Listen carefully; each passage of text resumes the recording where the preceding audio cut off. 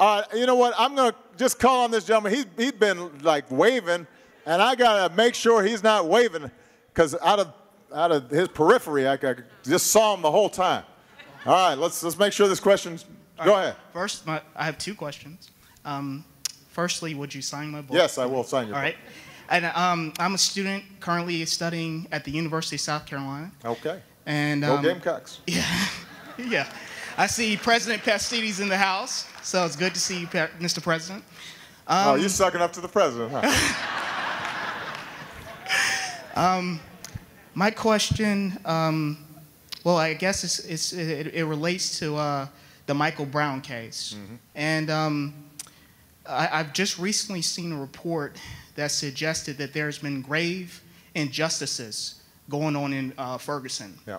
And I'm trying to figure out why the Attorney General, Eric Holder, refused to press charges against the police officer. Why didn't he face the federal charges? Well, I will answer that question. And now that was two questions right now. And I'm now that's it. Hey, you don't get a third question. Sit down. I called on you. Come on, sit down. Yeah, see, this is how folks will get you. My reporter friends here, they're famous for doing that. They'll be like, Mr. President, I've got a 4-part question. So you only get 2. I will sign your book. With respect to Ferguson, keep in mind that there are 2 separate issues involved. The first is the specific case of Officer Wilson and Michael Brown. And that is typically a charge that would be brought and dealt with at the state level, the local level. The federal government has a role only if it can show that there was a significant miscarriage of the justice system and had clear evidence. Now, I'm not being overly technical, but basically, the federal jurisdiction here is to make sure that this wasn't just a completely wrong decision. They don't retry the whole thing all over again. They look to see whether or not at the state level due process and the investigation was conducted. And the standard for overturning that, or essentially coming in on top of the state decision, is very high. The finding that was made was that it was not unreasonable to determine that there was not sufficient evidence to charge Officer Wilson. Now, that was an objective, thorough, independent federal investigation. We may never know exactly what happened, but Officer Wilson, like anybody else who is charged with a crime, benefits from due process and a reasonable doubt standard. And if there is uncertainty about what happened, then you can't just charge him anyway just because what happened was tragic. And that was the decision that was made, and I have complete confidence and stand fully behind the decision that was made by the Justice Department on that issue. There is a second aspect to this, which is how does the Ferguson Police Department and the government of Ferguson, the municipality, treat its African American citizens when it comes to law enforcement. And there, the finding was very clear, and it's available for everybody to read. What we saw was that the Ferguson Police Department, in conjunction with the municipality, saw traffic stops, arrests, tickets as a revenue generator as opposed to serving the community. And that it systematically was biased against African Americans in that city who were stopped, harassed, mistreated, abused, called names, fined, and then it was structured so that they would get caught up in paying more and more fines that they couldn't afford to pay or were made difficult for them to pay, which raised the amount of additional money that they had to pay. And it was an oppressive and abusive situation. And that is also the conclusion that the Justice Department arrived at.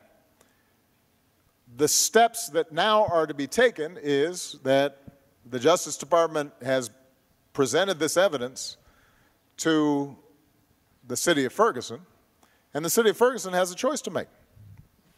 They're basically going to have to decide, do they dispute the findings of the Justice Department? And I shouldn't comment on that aspect of it, although I will say that what's striking about the report is a lot of this was just using emails from the officials themselves. So it wasn't like folks were just making it up. But the city of Ferguson will now have to make a decision. Are they going to enter into some sort of agreement with the Justice Department to fix what is clearly a broken and racially biased system? Or if they don't, then the Justice Department has the capacity to sue the city for violations of the rights of the people of Ferguson. And here's the thing that, here's the lesson that I would draw from this. I don't think that what happens in Ferguson is typical. I think that the overwhelming majority of law enforcement officers here in South Carolina and any place else, young men, sit down. I'm in the middle of talking. All right. Thank you. The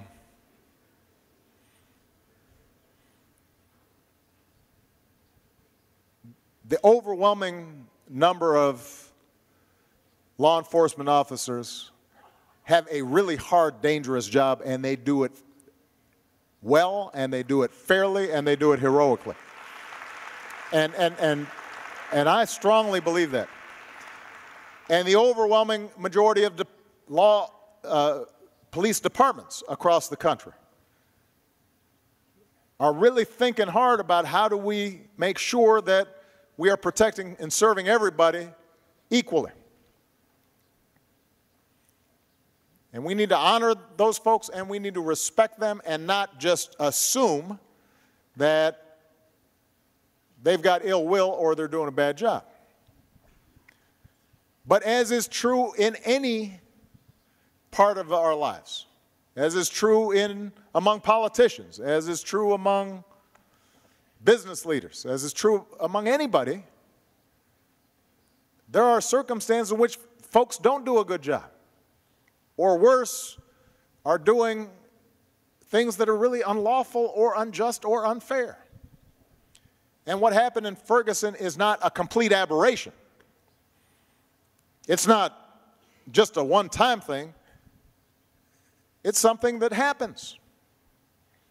And one of the things that I think frustrated the people of Ferguson, in addition to the specific case of Michael Brown, was this sense of, you know what, we've been putting up for this for years, and now when we start talking about it, everybody's pretending like it's just our imaginations. Like we're just paranoid. We're just making this stuff up.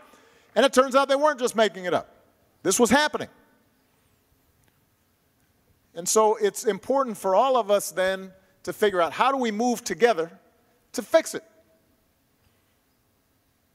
How do people of goodwill in law enforcement, in the community, everybody, work to fix it and find concrete solutions and to have accountability and oversight and transparency in terms of how law enforcement works. And one of the great things that we did out of a tragic situation was we were able to form a task force made up of law enforcement, police chiefs, and community activists, including two of the activists who got the Ferguson marches and protests started. And they came up with a consensus document that was presented to me last week that was very specific in terms of how we can solve some of these problems.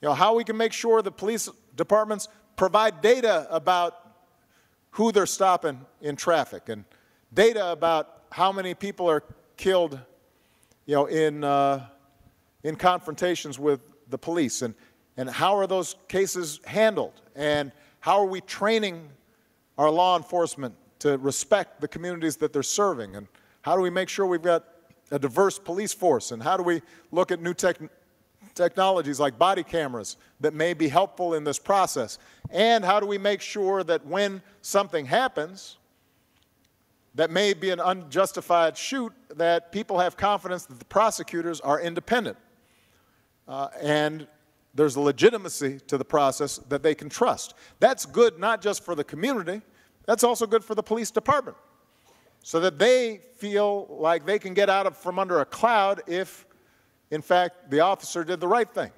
And if the officer did the wrong thing, that department should want to get rid of that officer, because they're going to undermine trust for the good cops that are out there doing a good job.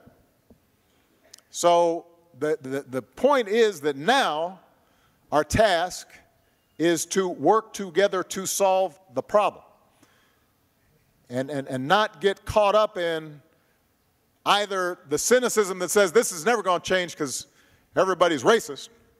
That's not a good solution. That's not what the folks in Selma did. They had confidence that they could change things and change people's hearts and minds. So you got to have the ability to assume the best in people, including law enforcement, and work with them.